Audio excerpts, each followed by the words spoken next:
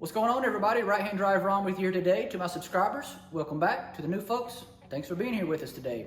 So today's mission and vision is going to be replacing the timing belt and water pump on our 1992 Honda Beat. This is a job that I have been putting off because I'm dreading it. Yet, it must be done, so it's about time, see what I did there, that we get to it. So as always, I was able to procure a timing belt water pump set from Mini Me at All Things JDM. With the Z. We're able to ship that over. I've got it here with me. We'll do a video breakdown of what we've got available. Water pump, timing belt, valve cover gasket set, front main seal, cam seal. We even got both belts for the alternator and the AC compressor. So we've got what we need, depending on what everything looks like. Let's get to it. All right, for my subscribers, you know what time it is. What's in the box? Well, since you asked, here's what's in the box. We've got our front main seal and our cam seal here for the E07 Alpha, found there in the Honda Beat and other KEI vehicles from Honda. We've also got our idler tensioner and our stationary idler right here for replacement. We've got our water pump. We've got our valve cover gasket set, and I bought this because I'm going to be lifting the valve cover anyway to access the timing belt, make sure the timing's right. So I've got that valve cover gasket itself along with the spark plug tube grommets there. We'll be replacing all that stuff. Obviously, the main reason for the season, timing belt himself, there he is. Also got the alternator and air compressor belts right there, so we'll be replacing those as well.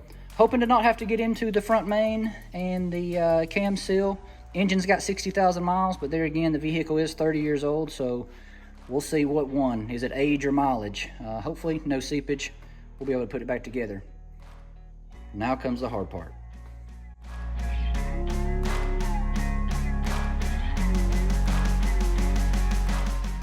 It's a funny thing, this Honda Beat on the lift, because I don't think the lift even felt this little thing.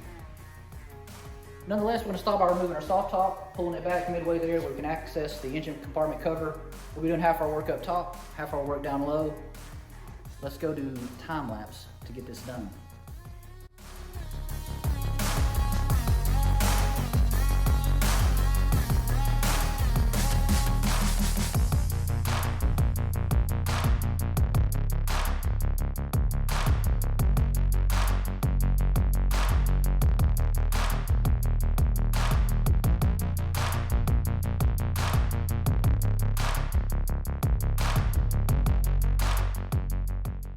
All right, coming to you live from the back side of the Honda Beat here. As you can see, it's got some fresh spark plug wires and plugs that I put on a few weeks ago. Anyway, so what I want to do is kind of walk you through what I'm going to be removing from the top right now. That way I'm not traversing back up and back down underneath the vehicle 100 times, which I will inherently anyway have to do. But in order to try to not have to do that so often, let's go through and take a look at some of the things to remove from the top. So my main objective up top is to really get everything removed. It's going to be in the way of getting the valve cover off. Obviously our spark plug wires are going to have to come off.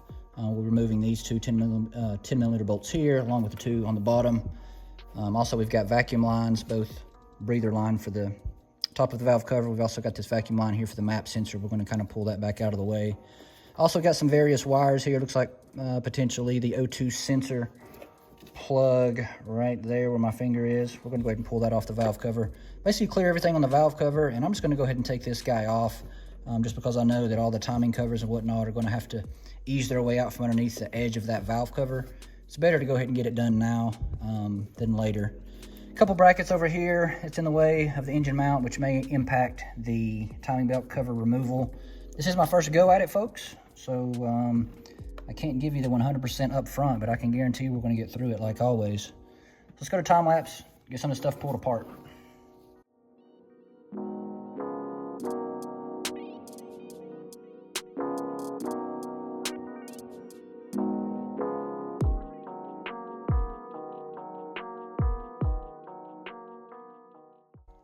All right, so we got the valve cover off. We got our breather hoses kind of pulled back here out of the way. Our spark plug wires as well, just kind of folded them out of the way. Take a look down there at the bottom. You see you've got an engine ground right there where my finger's touching. That's going to come off. Make sure that goes back on when we put the valve cover back on later. I will try to remind you in the video. So there's the little 3-cylinder head of the Honda Beat. If you've never seen one, here's what it looks like. This one's in pretty clean condition, so I'm not upset with that at all. You can see the top of our timing belt cover here.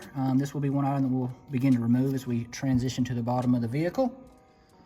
And other than that, let's keep moving.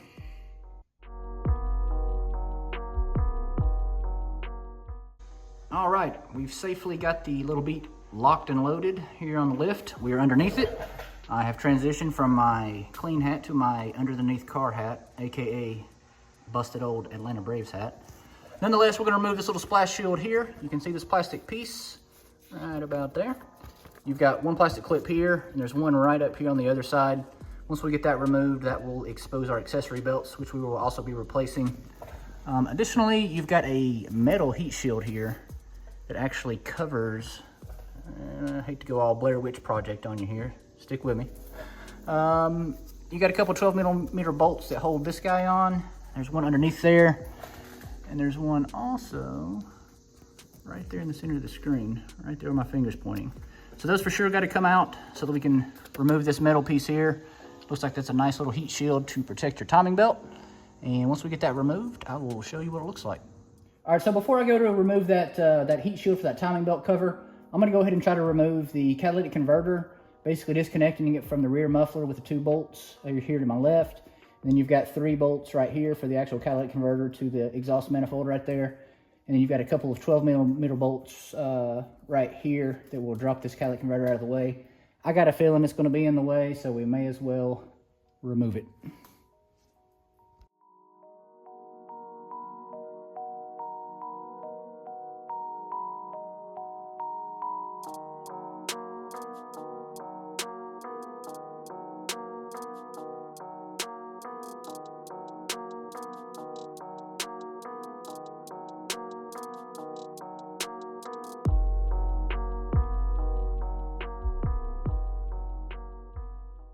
All right, so as expected, once we remove that catalytic converter, that metal heat shield guarding the plastic timing belt cover there came off relatively easy.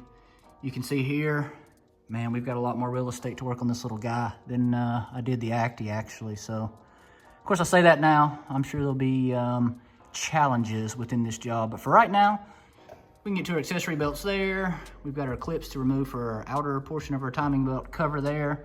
Once we get those guys off and exposed, we'll be able to actually see the timing belt itself. You can see our water pump bolts are right there, and that seeping right there is likely where I just removed the valve cover earlier, and we've got a little bit of residual oil kind of dripping down the head there. So we'll get that cleaned up, verify that that was the source of the leak, and continue on. All right, so I'm straight underneath the little Honda Beat right now. You can see there's one bolt right there where my finger is, and then the 2 that are on the post mount there. These are 14mm bolts. You're gonna need to support the bottom of the engine with the jack, or if you've got to lift, some extended jack stands there. Those 3 bolts are gonna need to come out so that we can get the top portion of that timing belt cover off. Then the lower will actually come off with the clips. And I'm sitting here right now looking at our alternator belt. So if you look all the way up to the top of this belt, there's actually a little adjustment there. So you've got to be able to break that loose and loosen that up with that adjuster to get that belt off.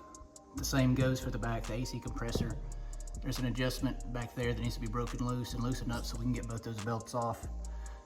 Once we do that, we'll be able to get to the actual crank pulley itself. All right, so back up on the top side of the vehicle, which I knew was gonna happen. Just wanted to show you guys how to loosen up that alternator and AC belt. So basically gonna bust this 12mm nut loose right here, and then back this off, obviously counterclockwise, loosen that.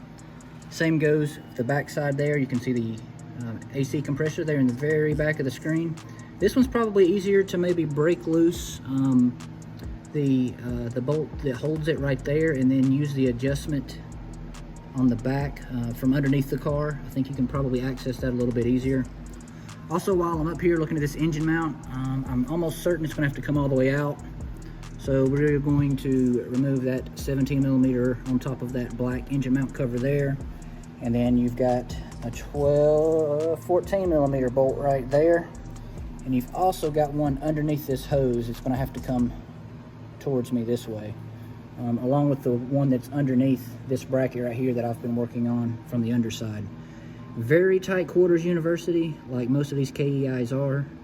I know that I spoke too soon when saying I had more real estate in this than the Acti. All right, let's go.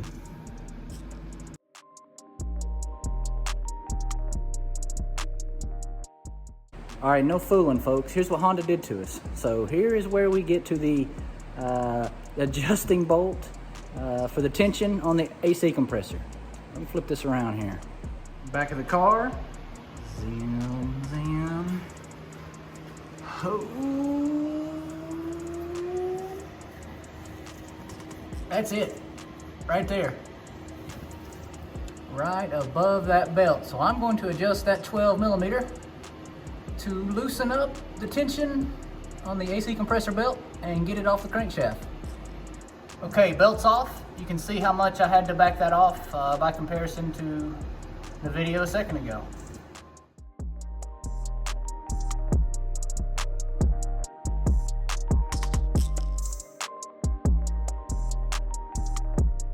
Okay, so quick update. I did go ahead and remove that engine mount there from the top. You can also see I removed the three 14 millimeter bolts that hold this bracket. Now there's one bolt down low in that little sleeve there. That's kind of cool. It's got like a little hole in the chassis actually to kind of slide that bolt out so that you can pull this bracket off if you desired. It looks like I don't desire that. So what I'm gonna do is just pull this back so I can get this upper timing cover off with that one 10 millimeter bolt rather that's holding this guy on, and pull this up and out of the way, kind of leave this bracket where it is. That way we can return it home once we get the timing belt and water pump in. And it does come out. That one little 10 millimeter bolt was hidden behind that engine mount. Had it not been for that, yeah, this would have slid right out. All right, so now we're gonna go ahead and try to get the crank pulley off so we can get that timing cover off there. I don't know if you guys have ever seen one of these, but this is like a hexagonal tool here that goes inside the inner diameter of the crank pulley to kind of hold it. You can see I can control the crank there. And then I've got my 17 millimeter here to try to bust that crank pulley bolt loose. If you got an impact wrench that's strong enough to bust it loose without the tool, more power to you. I typically don't. Some of these timing belts have been on here since birth, right? So 30 years on this one. So what we'll do is just give it the old cheater bar right there. We'll hold this hexagonal tool here, and you can pick these up at most of your parts store.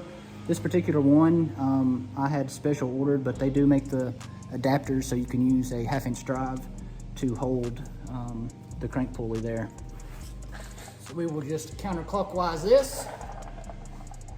All right, looks like it's being amicable. And we'll spin this off.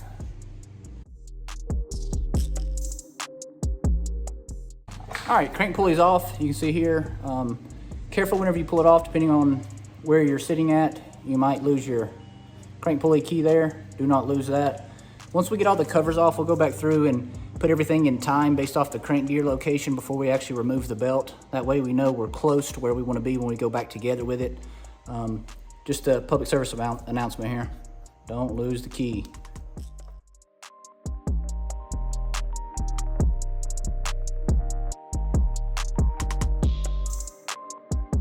So we had 4 10 millimeter bolts, shoulder bolts for the lower timing belt cover. One there, there, up there, and then this one here was a super deep one there, so that's what you're after. All right, now we've got the lower timing belt cover off, the outside one. Just want to show you guys what I was telling you earlier. This bolt right here will actually go into the chassis, and don't worry, it comes to a hard stop, so you won't lose it. But that's basically for if you're doing a timing belt with the engine in the car, that allows you to remove that engine bracket and slide that back in out of the way so you can get your timing belt cover off. All right, so we're ready to remove the timing belt, but before I do that, I want to go through and show you guys how to set up the crank gear and set up the cam gear, just to show you where the indicator marks are to where you want everything to be when you go with the belt back on. Let's get everything in time now before we take it off, which is going to make it a lot easier on the tail end. So let's zoom in. All right, so as you can see here, I've got the indicator here on the crankshaft lined up with the arrow there on the oil pump.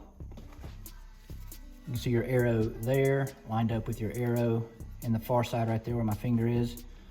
Basically find this arrow, follow that cog all the way back and ensure it's lined up. That way you know your crank is lined up basically top dead center where you want to be. So now we'll take a look upstairs at the cam gear to show you which indicator marks are referenced off the head. All right, so there's no super easy way to show you guys, but if you look at the very tip of my flathead screwdriver there, you're going to see a little notch in between the cogs here of the cam gear. So that notch is supposed to be straight across from the top portion of the cylinder head, right? So if you could imagine a line drawn straight from the cylinder head through this cog right here, should line up right there with that little tick mark at the tip of my screwdriver. There's one on the other side, which is 180 degrees out, and it should also line up with the other side of the head towards the bottom of the engine. Additionally, ensure that your cam gear right here says up. So it's obviously not incredibly important right now because we're all timed, but when we take the timing belt off, make sure your cam gear doesn't spin 180 degrees out because that could cause your indicator marks to be incorrect. So that's up. You've got an indicator mark there, one at the bottom, and you're ready to remove the timing belt. All right, I'm now underneath, and just as I mentioned there, you've got another tick mark right here. And if you scroll all the way across that cog in the gear, that should be lined up exactly with the top side of the head. So just verify that. Okay, so we're getting ready to remove the tension off the timing belt so that we can go ahead and pull that off. One thing I like to do is I just kind of check the deflection here of this belt. Just to kind of take a mental note of, you know, how much deflection I should have when we put this thing back together. Another thing as well, if you're looking up here at the tip of my finger, you can see there's a gap on, this is the actual tensioning idler right here. So once we loosen this 14mm bolt, we're going to lose all the tension on our belt and be able to slip it off. Well, before I do that, I like to take a Sharpie and basically draw a circle around that bolt. That way it gives me a rough idea whenever I put the belt back on, the tension level I should have on that tension right there. It's just a starting point. You know, a new belt is going to have a little bit of stretch in it, so you may set it up just a little tight knowing that it's going to have a little stretch. But you know, having this Sharpie drawn around here, it'll give you a good indication of where your idler should sit when you tension it back down when we go to put the belt back on.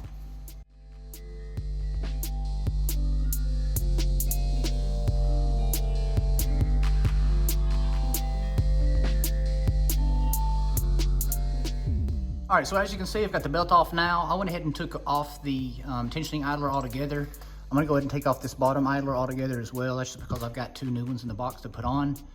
Depending on what service level you're doing this job at, maintenance interval rather, you may or may not choose to replace those. We're gonna go ahead and do it. Next up, we'll get the water pump broken loose. Once we get this little cover off here and let that start draining, and get into our inspection here to see if we're gonna need to replace that front main seal, that cam seal.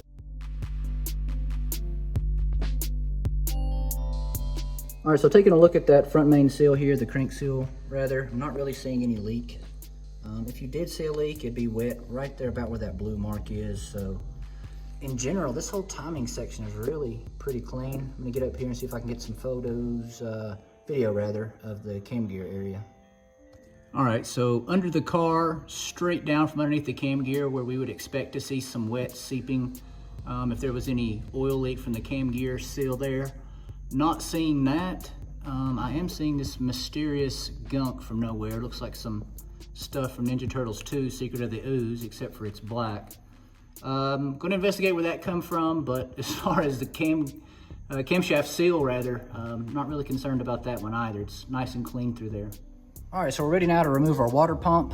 Basically 4 10mm bolts, 2 on this side, 2 on this side. We'll go ahead and bust those loose. Gently pry back on that water pump. I've got my catch basin down here ready to collect all the antifreeze coolant there from the engine. While that's draining, I'm gonna go ahead and prep the other water pump because once we get to the point where we can remove that, we can go ahead right back on with the new one. No reason to sit around and wait on that to drain all day, so let's get at it.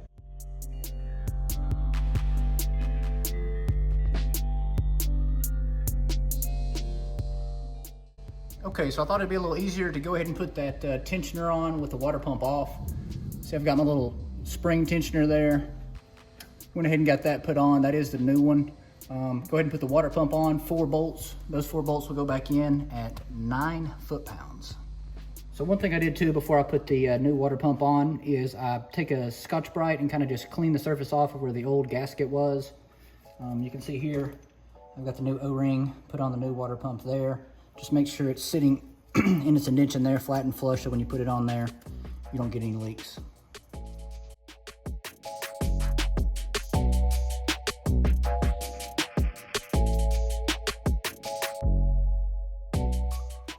All right, so ready to put the timing belt back on. I've put the other stationary idler back on, and I torqued that 14 millimeter bolt to 33 foot-pounds. That is the torque value for most of those 14s there that Honda uses. So looking at the old belt, it's not terrible. There is some remnants of Honda left on it, so it likely is the original belt. Doesn't look like it's been changed. Like I said, not torn or anything, not in brand new condition either. You got the new one here. Things I love to do. Whenever you get a lot of these cars imported, they'll have the timing belt service decal in them with the approximate kilometers and the date it was done, so I like to fill those out. Yay me, the excitement piece, right? So we'll get to do that at the completion of this job. Before we get there though, just showing you guys what the new one looks like. So this brand here is a very common brand over in Japan. It seems like every vehicle I work on from there, if it's had a timing belt service done on it, it's got this brand, this kit on it. So that is why I choose to use this. Also, you know, it's sometimes difficult to find OEM stuff for these little cars, especially over here. So most of it has to be ordered from Japan. So for comparison's sake, here's what you got. Let's route this thing. All right, so I've got the new timing belt on. Before I put it on, I went through and revalidated it. My crank gear lined up, and then my 2 tick marks on my cam gear lined up with the head. All that was well. So as far as routing, I started with the crankshaft itself. I took the belt around that way. I went under the stationary idle and then around the water pump. Remember, the water pump isn't timed, so any cog that you end up on in it is fine. I then routed it around the camshaft, and then I took that back down to the actual idler with the spring, which is right up this way. Now, for the idler with the spring, I had to physically remove the bolt all the way out and hold the idler there, get the belt around the idler, press it back up, and then insert the bolt in there. That was the only way I could get the belt to get around that, because the height of the bolt was so long that I couldn't wrap the belt around it.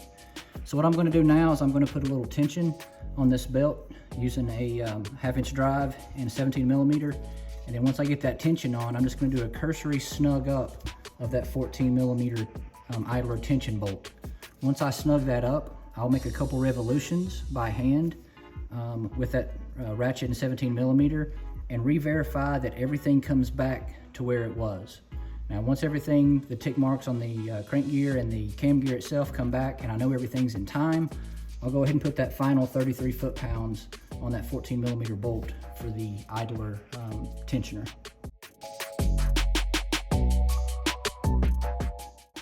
Okay, I've made a couple revolutions. I'm using the crankshaft there at the 17 millimeter.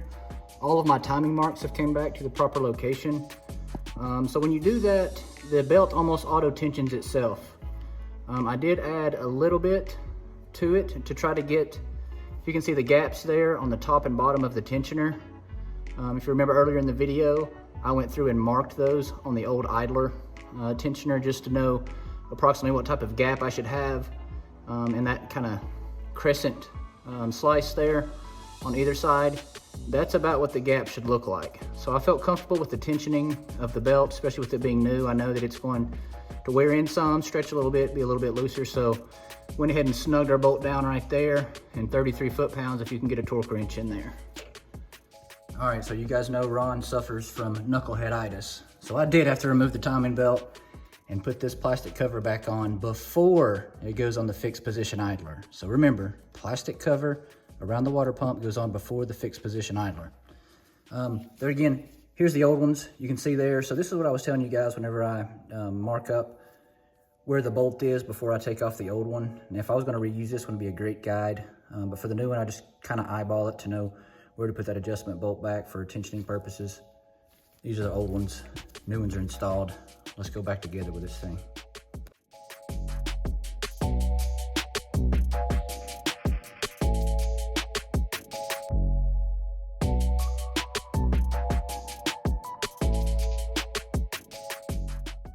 All right, so I'm standing very sketchily on top of a ladder, on top of the beat here, which is on top of the lift. Got the timing covers on to this point. Next thing up, I'm gonna try to get this engine holding itself up so I can remove that jack stand that I've got underneath it there. This right here is one of the brackets that I removed. This is basically your Japanese passenger side engine bracket. It sits like this. It's got this metal sleeve here that goes back into the timing cover itself. Then that will sit on the back side of this like so.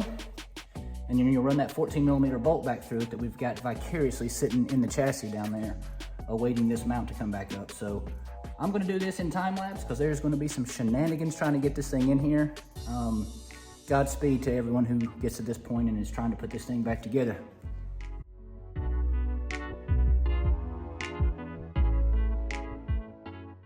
Okay, so we've got that Japanese passenger side engine mount on. You can see there underneath the bracket, I did get that 14mm bolt underneath it. You got your 14 there, and then you've got the one right there underneath your hose. So now that we've got those on, we're gonna go ahead and put that, the actual chassis to engine mount back on there. That's a 17mm straight down in the center hole there. And then the two 14s, which will come on the underside of that actual bracket right there. All right, so looking up underneath that engine mount there, you'll see you've got one 14mm bolt there. You've got one back there that's the nut for the stud for the top of the mount. Going to tighten those up. Once we do so, we'll be able to release the jack stand from the engine and it will be holding itself once again. All right, so now that the engine is secured and holding its own weight again, we're gonna go ahead and put the crank pulley back on. Before you put the crank pulley back on, ensure you get your belt keeper. Now this thing is kind of concave one way or the other. You want the concaveness to look at you, right? So let's imagine this is a bowl. You want the bottom of the bowl to be touching the timing belt.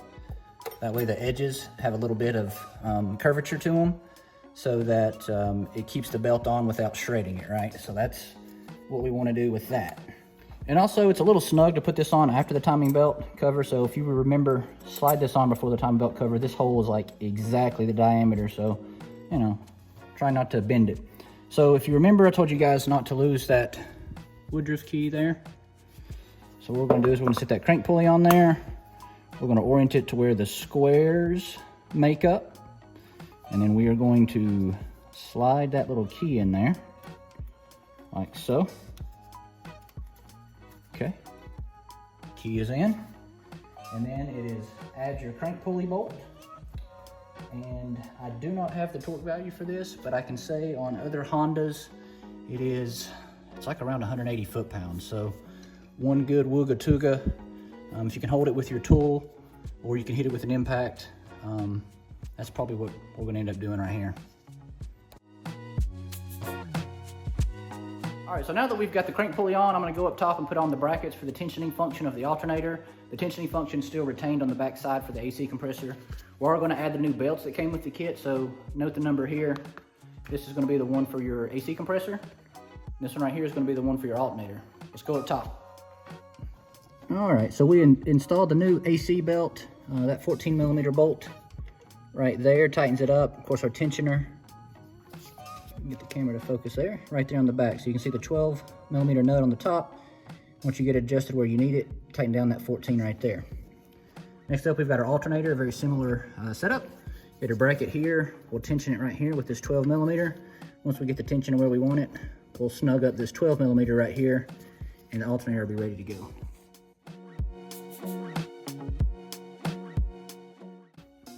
All right, so we're to the point now to where we could go ahead and put our valve cover back on, because basically everything up top is pretty well done. Need to get the valve cover back on, build everything back around it.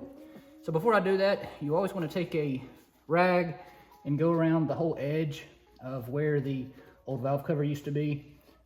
Reason being is you want the new gasket to seal well, number one, but number two, at the 90-degree sections right in here where your valve cover gasket goes over the actual camshaft, in the corner of that, you need to put a bead of either Honda Bond or Ultra Gray in those corners, because those will seep, right? The book will tell you to do the same. So when we get over here to the valve cover, I'll show you exactly where we'll be putting that Ultra Gray there on the gasket itself. But just as I mentioned, try to make sure all your surfaces are cleaned here, especially these corners where the cam cap comes over the cam on the head right here. All right, so we're starting to go back with hard part reassembly, i.e. we're gonna put the metal timing belt cover back over the plastic timing belt cover first. After we do that, we're gonna put our catalytic converter back on, get that all bolted up. Once we get that done, we'll move back up to the top and start assembling the soft top and the engine cover and things like that.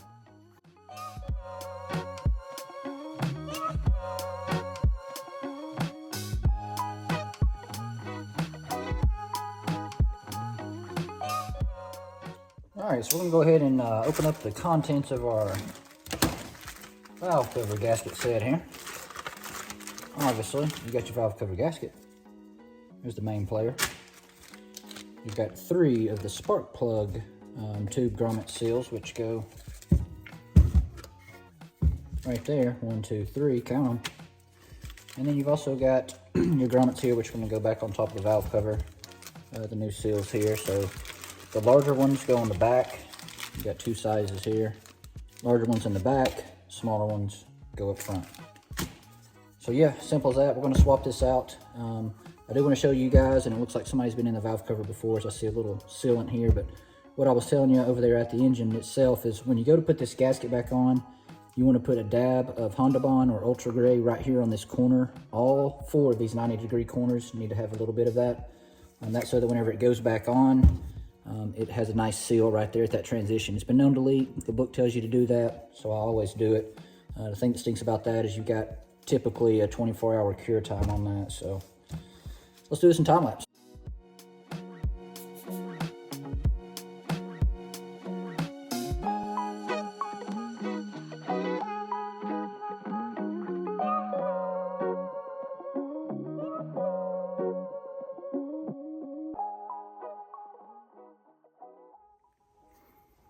All right, so back up here on the beat, ready to put the valve cover on.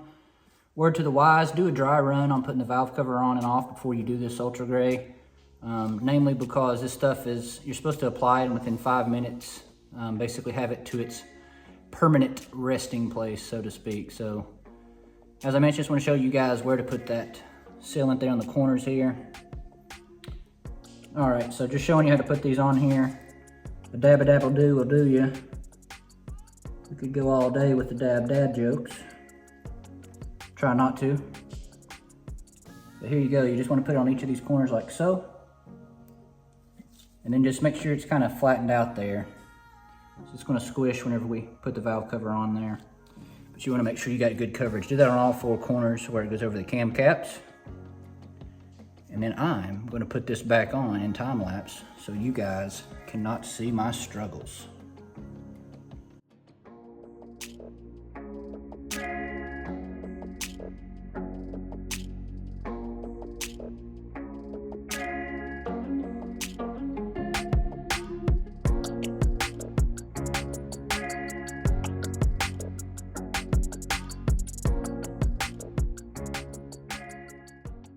All right, so we've got the little engine button back up. Plug wires are on. We've got our vacuum hoses, our breather cover hook back up. We've got our miscellaneous brackets up here.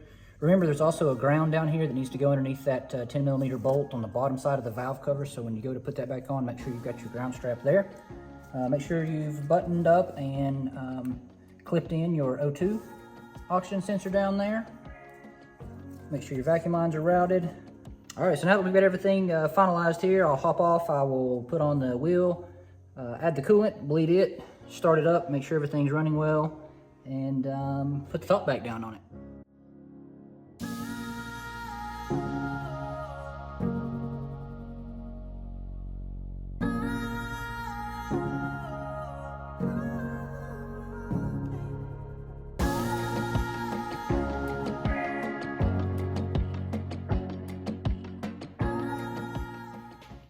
Wow, so we got through the timing belt, we got through the water pump. You see me replace the valve cover gasket and the spark plug tube grommet seals there. You saw me put the car back together, which is always a good thing. It's operational, but the little Honda Beat about beat me to death. Nope, all right.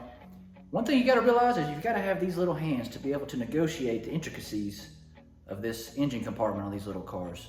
So much like the 4th and 5th gear swap I did on my buddy Tyler's Honda Beat, on one of my other YouTube videos there, these cars are space limited, right? So be prepared to bust those knuckles. Nonetheless, if you like what Ron's doing, please subscribe. As always, check me out on Instagram. That's RHD_Ron. Until next time, folks, take care.